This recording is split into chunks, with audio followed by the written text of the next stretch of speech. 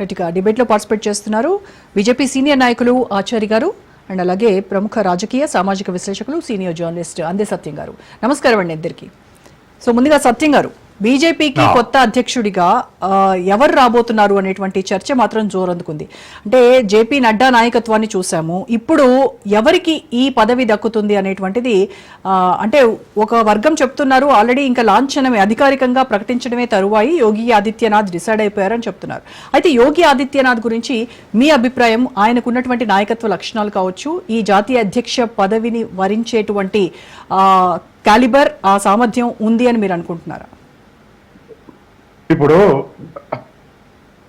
యోగి ఆదిత్య యొక్క క్యారెక్టర్స్, తర్వాత ఆయన అడ్మినిస్ట్రేటివ్, ఇవన్నీ కూడా ఉత్తరప్రదేశ్ లో కొంత బీజేపీకి కీర్తి తెచ్చిన మొన్న పార్లమెంట్ ఎలక్షన్ లో దరిదాపు 34 ఎంపీ సీట్లు ఎస్పీ గెలుచుకుంది.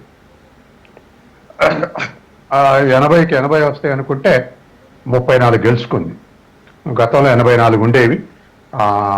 ఉత్తరాఖండ్ పోయిన తర్వాత ఉన్న సీట్లలో 34 అంటే దరిదాపు 50% సమాజ్వాదీ పార్టీ గెలుచుకుంది. ఇదొక ఇండికేషన్. తర్వాత రెండోది, బీజేపీకి ఇప్పటికే నార్త్ పార్టీ అని, హిందీ బెల్ట్ పార్టీ అని ఇటువంటి కొన్ని సింబల్స్ ఉన్నాయి. తర్వాత నార్త్లో ఎవరున్నా, ఇప్పుడు నడ్డా ఉన్నా, రేపు యోగి ఉన్నా, ఇప్పుడు మోడీ ప్రభావాన్ని మించి ఒక అధ్యక్షుడు తీసుకొస్తాడని నేను అనుకోను. నార్త్ ఇండియాలో మోడీ ప్రభావం, ఇప్పుడు అమిత్ షా కానీ, యోగి కానీ, లేకపోతే ఇతర చౌహాన్ కానీ, రాజ్నాథ్ సింగ్ గాను, వీళ్ళందరి వల్ల మోడీకి అతీతంగా వీళ్ళు బీజేపీకి ఒక గ్లామర్ తీసుకొస్తారు అనేటువంటిది నాకు నమ్మకం లేదు. కాబట్టి మోడీయే నెంబర్ 1 పొజిషన్ ఉంటారు. కాబట్టి మోడీ ఉన్న తర్వాత నార్త్ నుంచి రాష్ట్రపతి ముర్ముల తర్వాత మళ్ళీ నార్త్ నుంచి అధ్యక్షుడు ఇస్తే బీజేపీకి నష్టం జరుగుద్ది. నష్టం జరగకపోయినా వచ్చే అదనపు లాభం అయితే ఏమి ఉండదు. ఎందుకంటే నార్త్ లో ఉండే ఇంపాక్ట్ ఎట్లాగూ మోడీ ఇంపాక్ట్ ఉంది. తర్వాత రెండవది, ఆర్ఎస్ఎస్ చీఫ్ భగవత్ యొక్క స్టేట్మెంట్ చాలా బాగుంది. 75 ఏళ్ల తర్వాత ఎవరైనా టర్మినేట్ కావాలని. ఇండియన్ పాలిటిక్స్ లోగా అది అవసరం.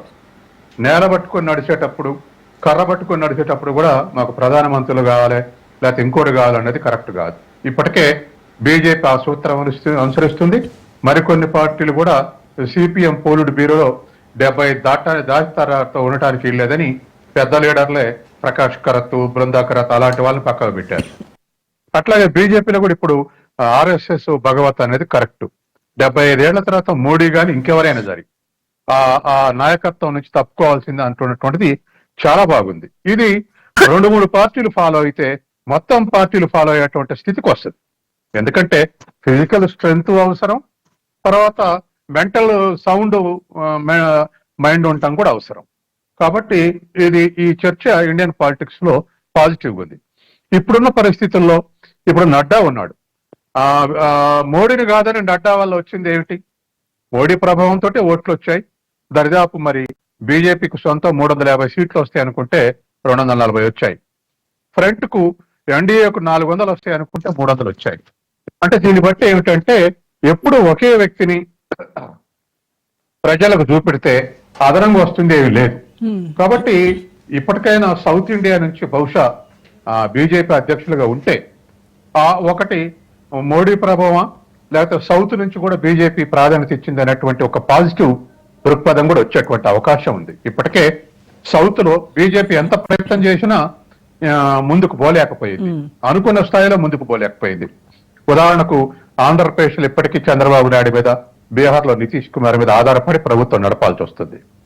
అందుకని రానున్న కాలంలో ఖచ్చితంగా సౌత్ నుంచి అధ్యక్షులను ఎన్నుకుంటే బీజేపీ ఎడల సౌత్ ప్రజల యొక్క వైఖరి లేదా విమర్శకులు, ఇతర రాజకీయ పార్టీలు విమర్శించేటువంటి విమర్శలు, వీటన్ని న్యూట్రల్ అయ్యేటువంటి అవకాశం ఉంది. కాబట్టి సౌత్ నుంచి అధ్యక్షులు ఇస్తే బీజేపీకి కొంత ఎక్కువ ఉపయోగం ఉంటుంది అనేది నాకున్న అభిప్రాయం.